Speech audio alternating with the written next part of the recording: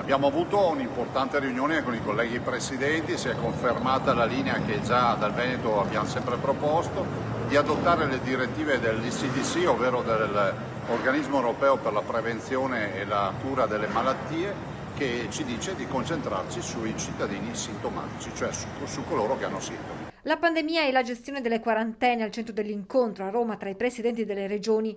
L'obiettivo è quello di arrivare ad una riforma del piano di sanità pubblica. A iniziare dalle scuole, dove come presidenti chiediamo che vengano messi in isolamento solo i ragazzi sintomatici e per il resto si continui con le lezioni. In pratica ragazzi a scuola se non hanno sintomi, e scuole aperte, e evitiamo questa ipocrisia di dire che abbiamo aperto le scuole quando abbiamo migliaia di classi scolastiche in quarantena. Bisogna pensare di togliere la suddivisione delle regioni in colori, continua Zaia, naturalmente mantenendo il monitoraggio sull'andamento dei posti letto in area medica e in terapia intensiva.